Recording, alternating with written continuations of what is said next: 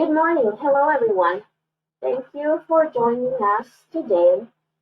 Our cancer care virtual seminar topic is Surviving with Pride, Perspectives for LGBTQ plus Cancer Survivors.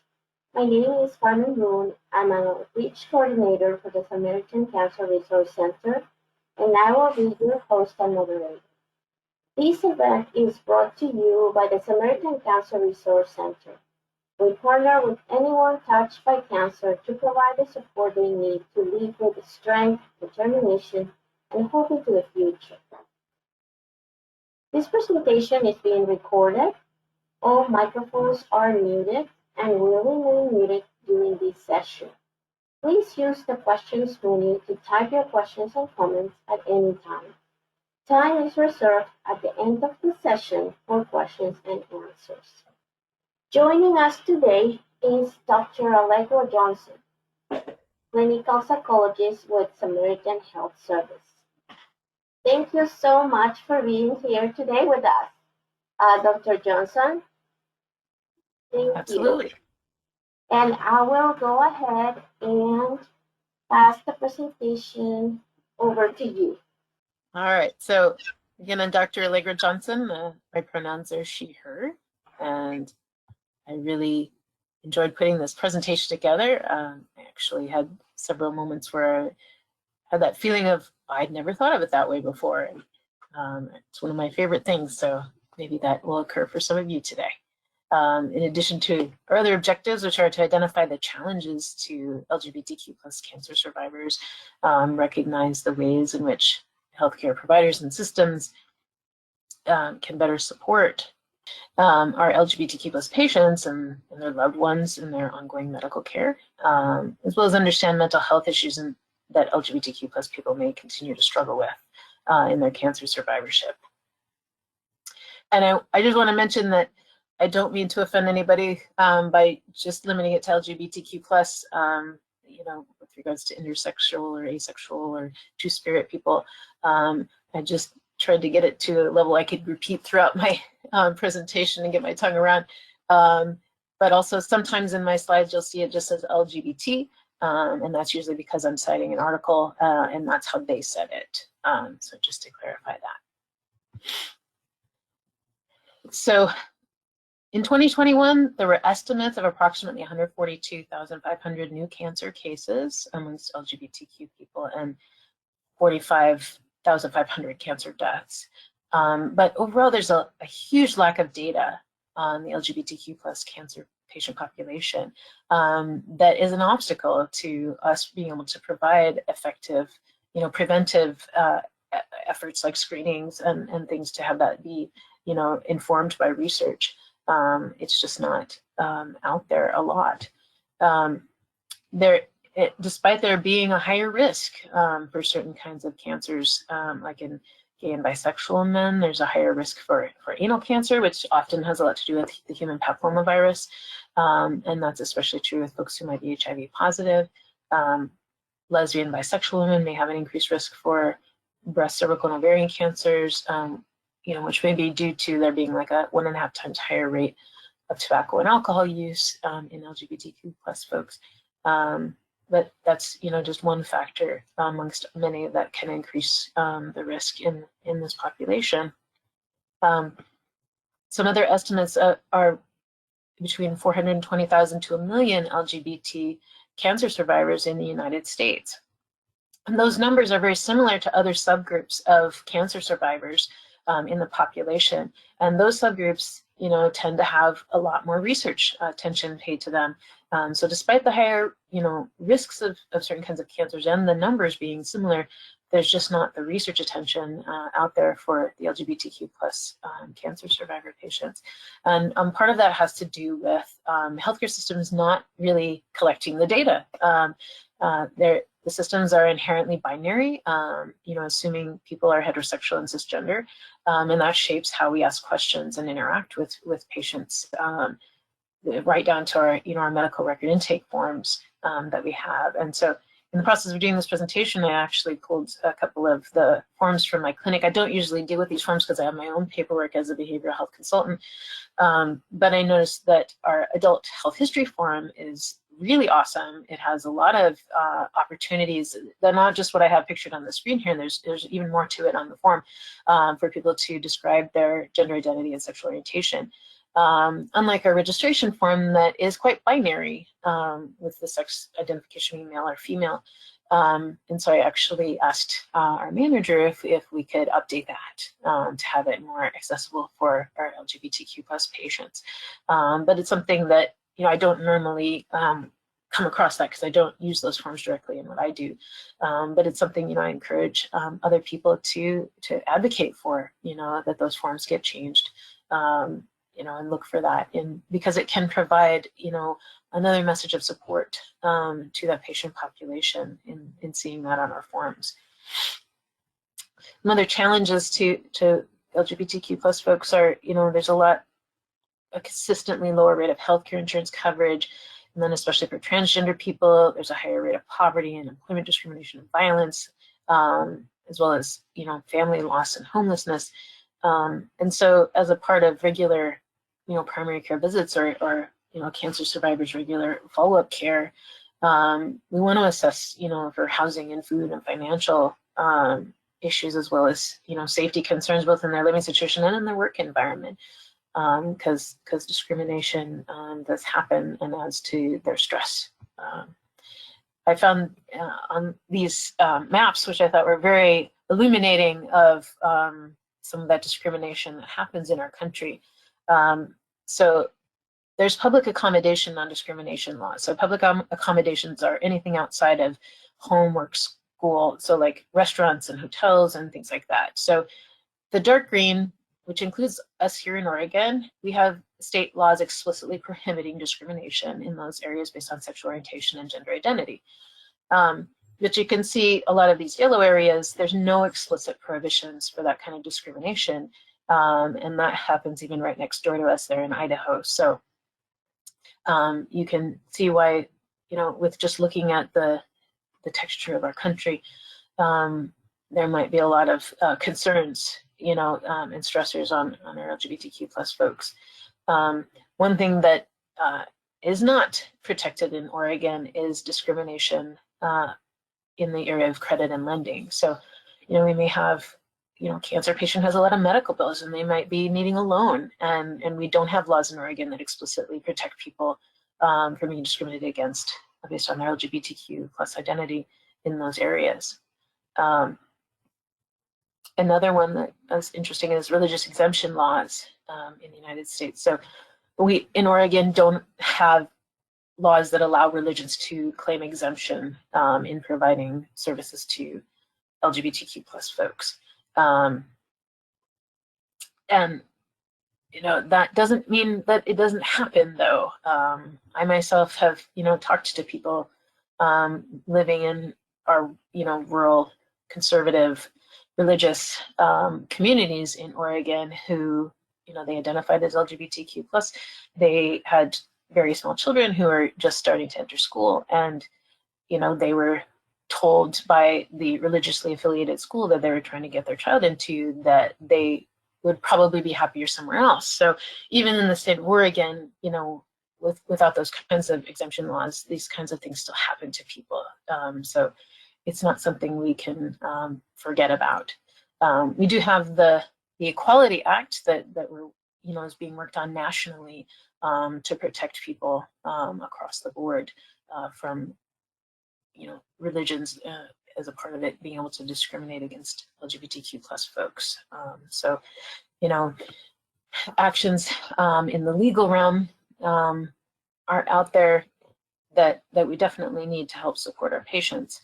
And you can understand with those pictures of, discrimination or lack of protections against discrimination, why there might be other stressors, that lead LGBTQ plus people to be at a higher risk for mental health problems. And they have more kind of, some unique psychosocial barriers that can be affecting them as cancer survivors. And I'm going to talk more about mental health concerns in a little bit. but one thing I wanted to touch on, that in recent months, it was noted that multiple states have removed critical information about mental health resources for LGBTQ plus young people from state websites.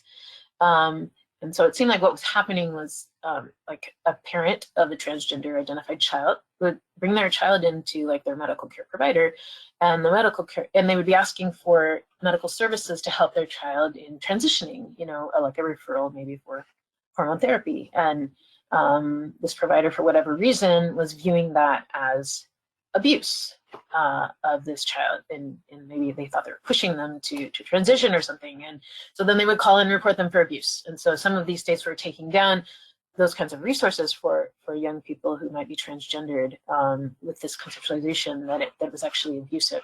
And the federal government, completely disagrees. And so the Department of Health and Human Services released a new website, which is right there on the screen, to provide resources for transgender and LGBTQI plus youth, their parents and providers, to help in those situations. So, for people who want to give that to their patients, or have it you yourself look at those resources, that could be helpful. So besides, in a national and legal by state level, we want to provide support in our healthcare system for LGBTQ plus folks, which, when the LGBTQ plus patients, let us know about things that we need to change, that's great too. But like I said, I think the responsibility for those changes and providing support to these patients rests on us in the healthcare system, to make those changes, not on the LGBTQ plus population. So one thing we can do is, advocate for including safe space signs in like our waiting room areas, for example. I asked to have this put into the television screen that we have in our waiting room that runs a slideshow of different kinds of health information and resources that are going on, so that we can very prominently display, that the clinic is a safe space for our LGBTQ plus patients. And I think in the rural conservative religious communities that I live and work in, it's especially important to make those very prominent, because I, from directly hearing from my patients, discrimination that is occurring around them, and they're having to deal with that.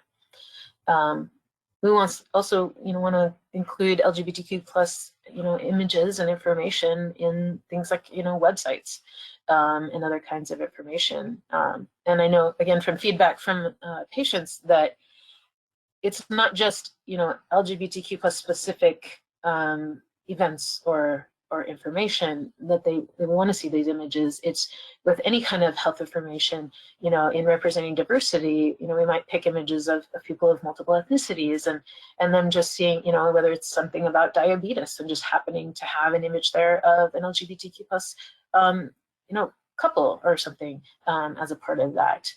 So it's not, just specific to when you're talking about LGBTQ plus folks. It's just a part of, the everyday environment to include images of them that's very affirming and welcoming, and can help them to actually come in for medical care when they feel safe. Also, there's some recommendations for having a actual culturally competent navigator for LGBTQ plus cancer patients from the beginning, and throughout their treatment, and survivorship to help support them. Other things that are recommended are, collaboration with local community members representing LGBTQ plus folks, and getting their feedback on what changes we need to make, as well as, having them represented on like our hospital advisory board, so that we can definitely keep that perspective in mind when we're doing things, and getting their perspective on needs for things like materials and information and programs that could be LGBTQ plus specific, that could be helpful. So we have maybe pamphlets that we can hand out on specific health issues, or other kinds of supports that we can offer by getting that collaboration and help with understanding what needs we need to better meet in the community through that. besides, the environments that we create that we want to have be supportive of LGBTQ plus patients, we also want to be supportive through the language that we use. So especially with folks who are, transgender or gender nonconforming, asking them, what is your preferred name? What are your preferred pronouns that you'd like me to address you as? But even then, I also have been educated that some of my patients don't want me to address them by their preferred pronouns, particularly, if I'm calling them back from the waiting room, because, I do work in a very small town, and there are some very, concrete reasons why they might not want, other people who happen to be in the waiting room to hear, their preferred name and pronouns when they're called back. So, it's very important to ask them what they prefer and in what setting they may prefer being in, how they're addressed. The words we use to describe, parts of the body, can also be very important. Instead of referring to a transgender man's, breast, you would say chest, or pelvic anatomy, reproductive organs, genitals, gametes, can be the language that they can feel very affirmed and supported when they hear that. Also providing very gender neutral facilities. If a transgender man walks into a OBGYN clinic and they have a gynecological cancer, and that clinic is like very pink and feminine, that's not going to feel very affirming necessarily for them. And in fact, a lot of transgender men avoid gynecological care due to the lack of cultural competence in their providers and what they see around them. So that can be important for just getting them to actually come in for care. It's also important to learn about things like LGBTQ sexuality so that discussions with patients, can be comfortable and convey knowledge. Things that, people may not even think about are like if you have a gay man who has prostate cancer treatment and that can cause erectile dysfunction, then they might not receive information about their, primary form of sexual activity, which might be anal intercourse, and how that they can remain sexually active after their treatment and their cancer survivorship. And that might be because their provider is not familiar with that information, and or they may not be comfortable with talking about it. So it's really important to get comfortable, to get that information, so that the patients can get that standard of care in addressing things that are important, like sexual functioning and how in their cancer survivorship.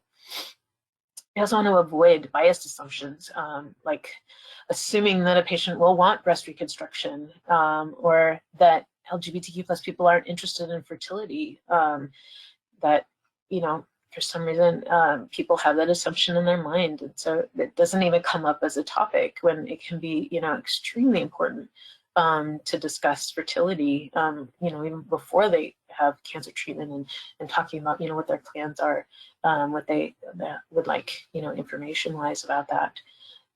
So not recognizing when we're making assumptions and making sure that they're getting, a good standard of care and information.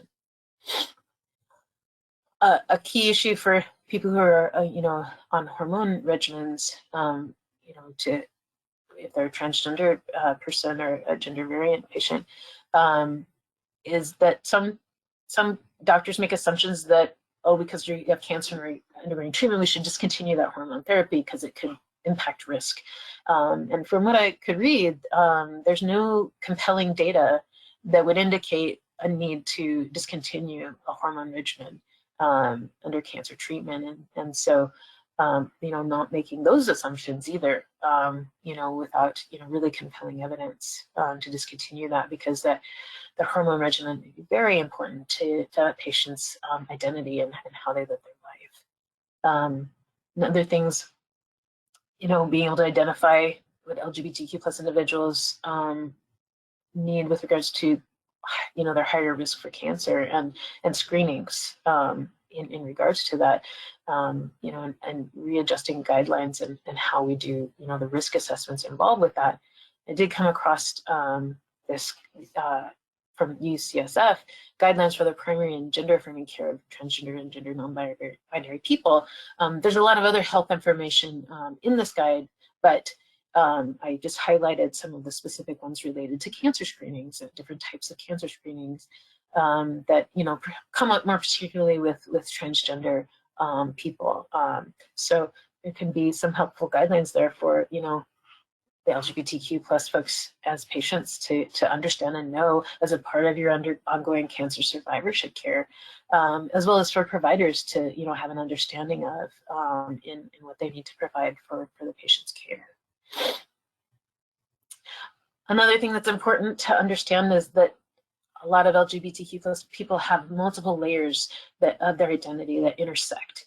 So they might not just be a sexual minority, they might be also an ethnic minority, among other things. They might be identifying as a woman. There's multiple factors that can play into the stressors that are happening to them and the support that they need.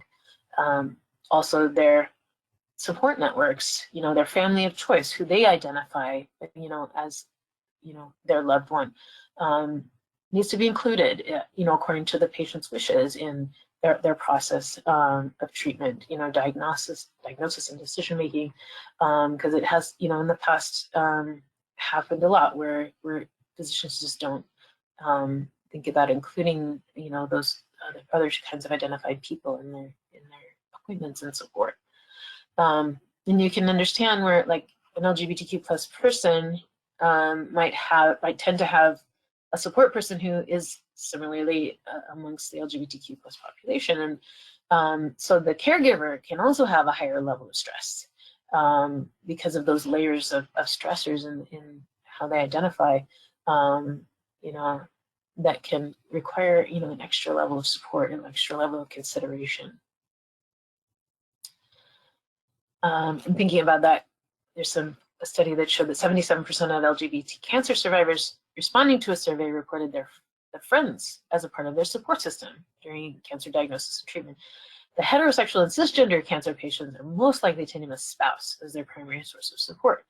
So if you're referring the cancer patient or their social support to a support group, and a caregiver support group is pretty much all cisgender heterosexual couples, that might be really hard for them to feel supported and a part of the group, when they might very likely be the only LGBT person in that support group.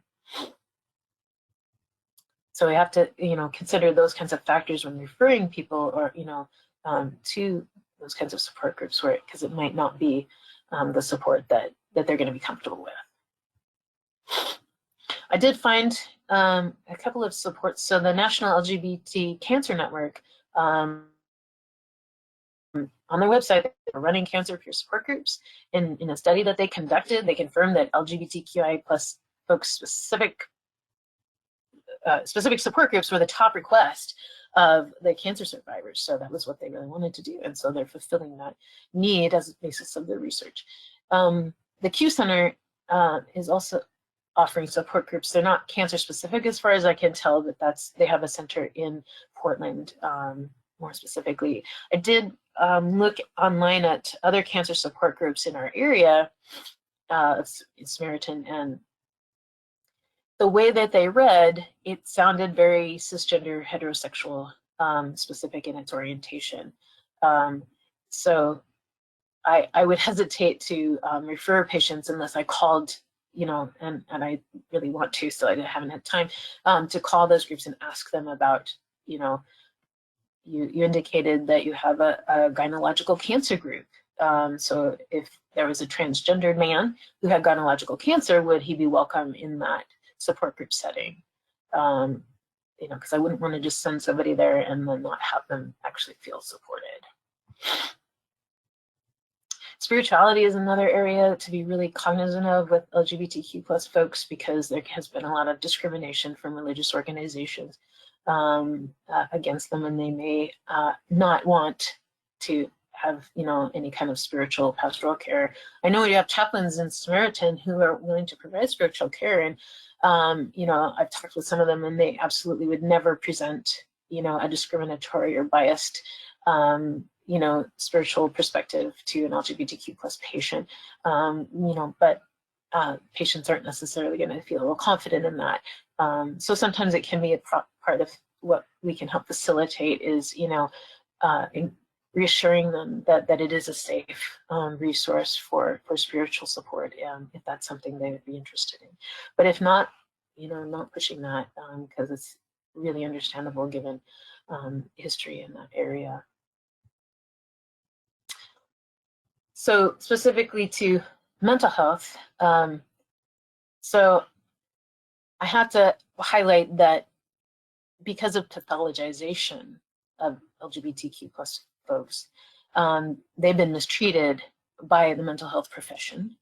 And, I myself, as a representative of the profession of psychology, really just feel like I want to apologize, to LGBTQ plus folks, patients, for the role that psychology has played in that pathologization, and in making things worse for our patients. But we absolutely, do not condone that now.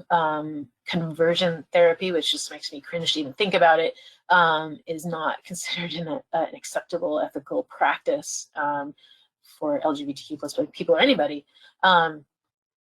But you can understand why, describing their identity as a disorder would make them reluctant to engage in mental health services.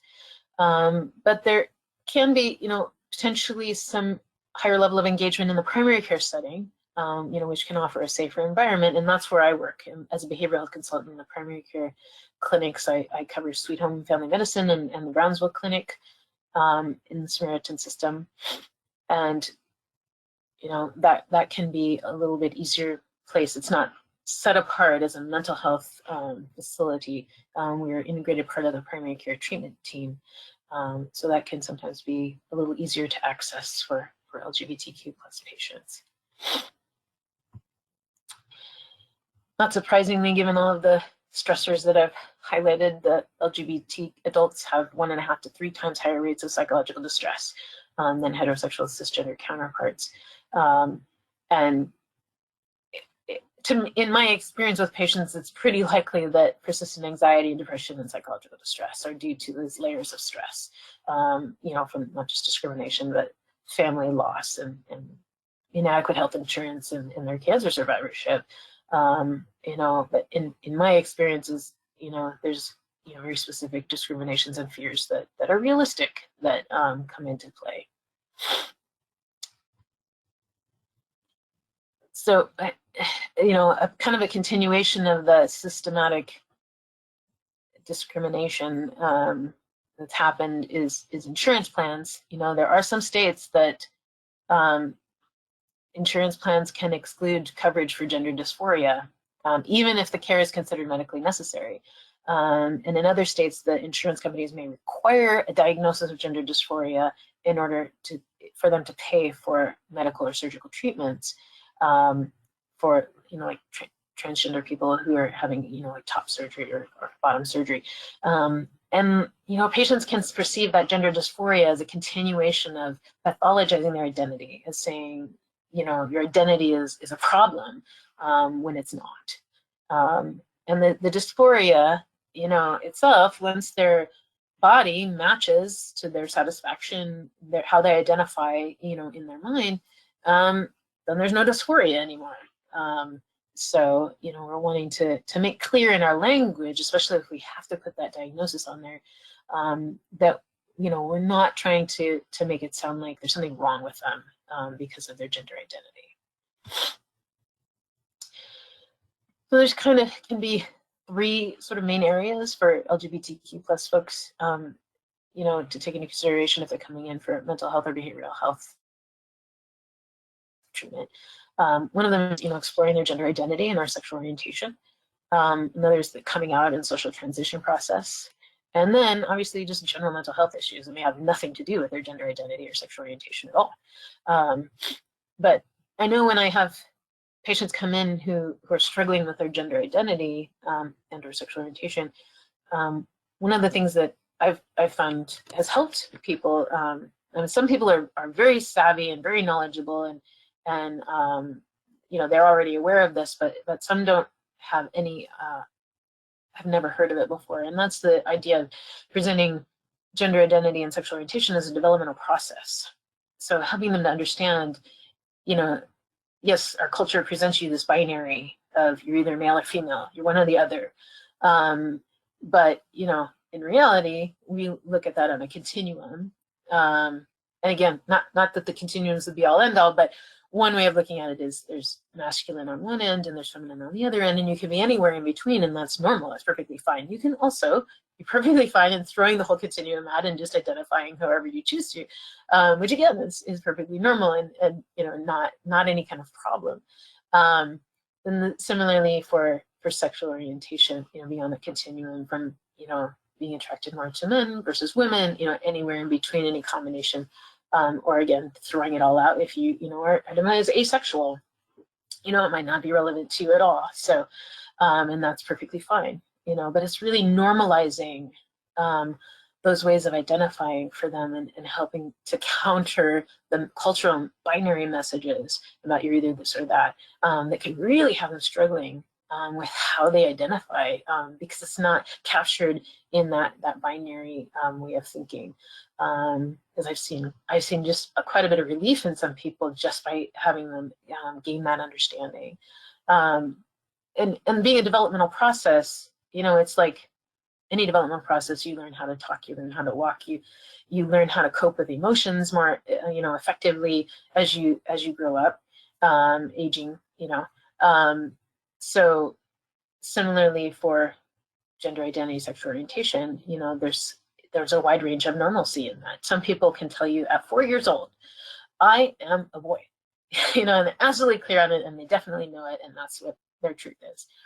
And other people, they really don't, they might not have any clear idea until they're maybe in their 20s, and they're like, oh, you know what, this fits for me. My gender identity is this.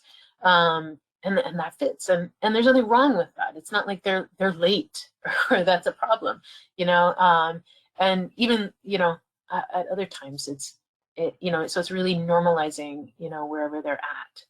And then the coming out and social transition process can be a struggle, because generally I like to affirm patients and encourage them to live their authentic self. Like I said, normalizing that as you know, not anything wrong with. And at the same time, I very much recognize the you know, discrimination that can happen in the world around them. You know, homelessness is a very real possibility for some people. Being kicked out of their house if they come out as their gender identity or their sexual orientation. Losing their job. You know, I have patients who are very much afraid of losing their job because if it is known, you know, of their sexual orientation or gender identity. You know, and so I don't minimize those factors in people's, you know, the reality of their life. You know, we might weigh the cost and benefits for them, but you know, that's something that's their choice. You know, I'm not going to just push them to, no, you should live authentically, when those very real stressors could come into play if they do come out in the rural, religious, conservative community that they're living in. And then with regards to like general mental health, you know, versus the gender identity, sexual orientation, you know, difficulties. There's some people who come in with, they're so focused on that identity factor that they have this idea that once they transition, once they're able to match how they know themselves to be with their body, that they won't have depression or anxiety anymore. And that's not always the case. Obviously, with all of the, you know, stressors and discrimination that can be present around them, it may not go away. And so I like to be very clear with them that, you know, it might be possible, but that, you know, they could go away once the gender identity you know you are matches, you know, your body. And there are some people who they're extremely resilient, very strong, you know, LGBTQ plus people who, you know, they can weather, you know, the you know, judgments of the culture around them because they're very affirmed in who they are, and they have a tremendous amount of strength. And so, you know, it's not necessarily an issue for people, but it can be. So I don't want them to be surprised if they transition and then they're still depressed or anxious, you know, because it might be not actually totally related to those concerns where their mood disorder is coming from. I like to emphasize that any of these issues, their gender identity, sexual orientation, coming out, and things like that can happen at any age. There's no difference in, that right or wrong, they just might be in their 60s and struggling with gender identity, So you can't assume because they're older that they've gone through those things and it's not an issue anymore. They may be struggling with their identity, or, as an elderly person, in a nursing home, they might be struggling with coming out, So a cancer survivor can, at any age, could be dealing with any of these issues. It's not necessarily going to be less likely to occur just because they're a certain age. So with the identity struggles, with, the sexual minority status, as well as, if they have an ethnic minority status and potentially identifying as a woman, all of those things can be a factor with a minority stress, where people have a chronic underlying worry about being discriminated against, or, having prejudice against them, and it's a lot of stress to be undergoing, and then having it multiple layers with their different identities. And for some people, their cancer survivor identity can be yet another identity that they have to integrate, and that can interact with their other identities and create more stress and feel stigmatizing, and be another issue that they might struggle with, and cause depression or anxiety. So,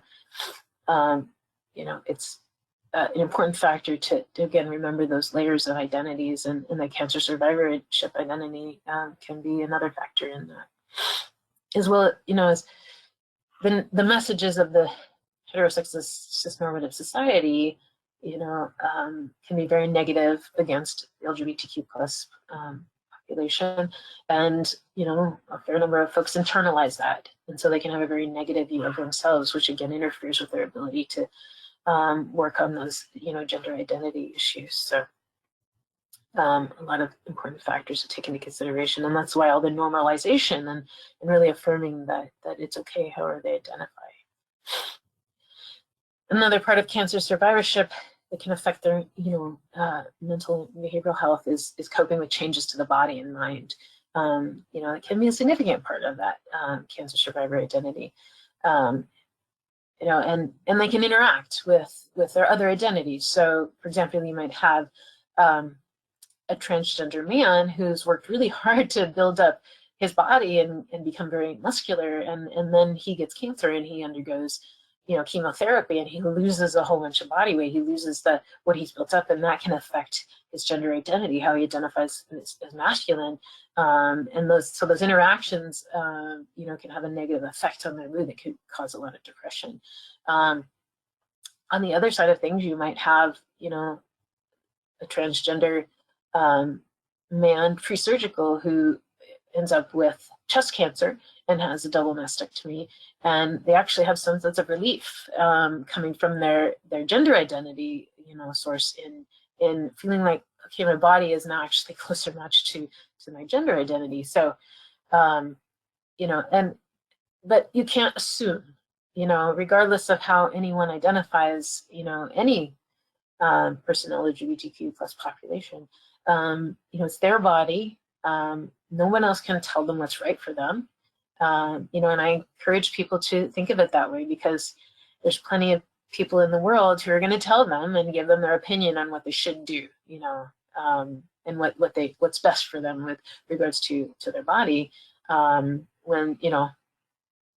I tell my patients, you're the only one living in your body, you're the only one who can know that. And it's okay to take time, to get used to your body as it is, now in whatever, steps of, whether you have a surgical scar or the shape of your body has changed, and feel your way to what feels right, for your body, and what kinds of further treatment you may or may not want.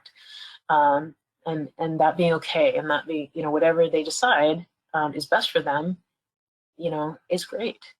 And making that okay. when a big stressor in cancer survivorship can be coping with the stress of the potential recurrence of cancer. And one of the main ways to reduce the chance of cancer recurrence and ease that fear is through good follow-up care. Having a survivorship care plan and having a good relationship of trust with your healthcare team, which, from what we've been talking about, isn't always so easy for LGBTQ plus patients. So we want to build that, kind of relationship so that LGBTQ plus cancer survivors are knowing that their health is being closely monitored, so that reduces that fear and stress related to, potential of the cancer recurring. But actually, it's one of the most difficult aspects of LGBTQ plus cancer survivorship is that medical follow-up care, coordinating it, the screenings, the other kind of supportive services, in order for the patient to stay in remission. And so, they'll wonder, and have questions like, can I disclose my sexual or gender minority identity to my nurse or to my doctor? Will I be treated differently because of it? Will my chosen family be welcome? Can I bring one of them to my appointment? Will I be offered the information I need to know, to take care of my health, my relationships, my sexuality, fertility, and those kinds of things that, are extremely important and should be a standard part of follow-up care, which you can understand if they come into a medical clinic and they look at a form and it just says male or female on the form, they're going to wonder, can I disclose, to my doctor how I identify, or not having welcoming images around them, which could make a big difference, in those doubts and fears that they might have, because they might completely avoid medical care, and that's not what we want at all. We want to definitely get the care that they deserve and provide that support. So again, going back to my original, thought that it's really the healthcare, providers, the systems, the cisgender, heterosexual majority that has the responsibility to get culturally competent with regards to our LGBTQ plus patients. And so these are some resources for that can be helpful. So the National LGBT Cancer Network has some great training on there, virtual training. There's some more coming. So they're not all up yet, but there's some of them that are already up there that can be great to look into. The Fenway Institute's National LGBT Health Education Center is another resource. And then the GLMA GLMA was their original name, so it's like Gay and Lesbian Medical Association, but it's now more broadly, they identify as the Health Professionals Advancing LGBTQ Equality is their organization. And so they have a conference, their 40th annual conference on LGBTQ health in San Francisco coming up in October, at 19th through the 22nd. That can be a great resource for, getting more culturally competent in providing care to their LGBTQ plus folks. So that's the end of my presentation, and I'm happy to take any questions if anybody wanted to ask. All right. Again, thank you so much, Dr. Johnson. So now we will give our participants a few moments to write any questions and comments in the questions menu. And while participants are entering their questions, we'll go over some contact information and upcoming events.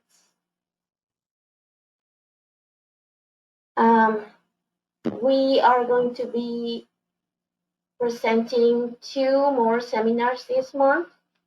Cancer and Sexual Health 101 on Thursday, June 23rd, and Exercising as a Cancer Survivor on Wednesday, June 29th, both from noon to 1. And remember, this month we're celebrating cancer survivors. So we have a variety of social media and events coming up. So if you have questions, contact us. If you would like to obtain more information or resources about cancer, feel free to contact the Cancer Resource Center by phone, email, or visit our website. And if you're interested in upcoming events, please contact us to subscribe to our Cancer Resource Center newsletter. If you are interested in joining upcoming cancer care virtual seminar, call us or email us. All right, so let's see. We have a couple of questions here. Let's go over the questions. How are you spreading these throughout the Samaritan system? Spreading just awareness. I think they refer to awareness and what you have expressed in your presentation. Okay. I know I've communicated with our Equity Inclusivity Council when I was looking at the website and noticing, that there weren't as many LGBTQ plus affirming images and information as I think would be helpful. And so I relayed that to them and talked to them about, how can we increase that and make that change. And I've definitely made changes around my clinic with regards to making that, more visible, more aware. I have a little affirming sign outside my office door specifically, but I'm hopeful that this presentation and I relay that to my behavioral health colleagues so that they can take action in their clinics, throughout Samaritan, to be advocates for that, because that's another role for behavioral health, is to be an advocate for our patients in communicating with their providers, and as well as making the environment better for them. So working on getting others to be inspired to take action. Thank you. Our next question: are there other people throughout the system that are your counterparts for patients? For example, the coast communities, or Valles, or Albany, or Lebanon? Yeah, there's social workers and psychologists and behavioral health integrated into primary care clinics. The second one just got hired at the coast, so there's two out there right now, and there's providers integrated throughout. So to get an appointment with behavioral health person, you go to your primary care clinic, your primary care provider, or send them a message through my chart and ask for a referral to their behaviorist or behavioral health consultant in that clinic, or the provider who covers that clinic. Because like I said, I actually don't travel to Brownsville, but I cover that clinic, so patients from Brownsville get referred to me and they'll come to the Sweet Home Clinic for me to see them there as well. So they may not be ones physically at the clinic, but there may be another one who covers that clinic for referral. Thank you. Our next question is: when do you anticipate a support group established? Yeah, I know I myself am interested in providing that kind of support group. It's obviously, like the research showed, it's one of the #1 desired things for LGBTQ plus folks. The challenge, though, is, like I said, in my rural community, a lot of people don't to advertise that and have them show up for that without them, and that can be a challenge. But potentially doing it virtually, which isn't my preferred kind of support group, but that could be allowing for more privacy, especially in the rural setting, for folks to do that. But that's why I put the referral for the national level of support group too, because they're just a shortage. They're not out there. But I can see if I could get enough people interested in participating in a group, then I'd be happy to try to provide that. Fantastic. Now, our last question: What resource is there if someone is mistreated? If someone is mistreated, Yes. I What believe there's. is there if someone is mistreated? Generally. Right. I believe in Samaritan we have patient advocates that you can communicate with and let them know that you've experienced that, and they can help advocate for you. You know, and like I said, if you have communication with someone you do trust in, your care team, whoever that might be, whether it's the medical assistant or, front office staff person, you could ask them to, relay it and advocate for you. And you can talk to the manager specifically in a clinic about a concern too. We definitely have some patients who ask to speak to our manager and directly communicate those concerns on a local level. Patient advocates might not be right in the clinic, they might be at the hospital level. So it's, you can do it at a more local level, like with the manager. You could do it a little bit more broadly with like a patient advocate at the hospital, I think. Thanks, Dr. Johnson. Yeah, Samaritan has a patient experience department. So okay, is that I knew I wasn't quite sure of the terminology for it, but yeah, thank you. I have another question. How do you support people who are BIPOC as well as LGBTQ+? How does Samaritan do with this in general? did you say like bipolar or? No, BIPOC is populations that are from other Of color. cultures. Yeah. Oh. Yeah. So can you say the whole thing again? Sorry. How do you support people who are BIPOC as well as LGBTQ+? How does Samaritan do with this in general? Generally, we try to, in my clinic, we're supportive of all ethnicities, all ways of identifying, and really, trying to be there. Like if they need, counseling support, I have a care coordinator who also helps with other kinds of resources and sitting down with people and talking through things with them, to help them get, those resources if we don't have them immediately in Samaritan, to get them connected with things that are more affirming for them.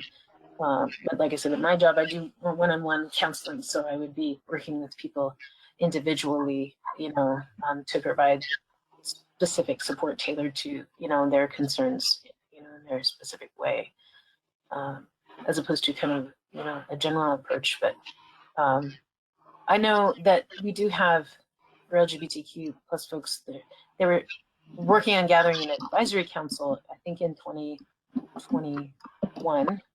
And there's also an employee surge group for LGBTQ plus folks. They're having a July 18th, they have a booth at the Pride event.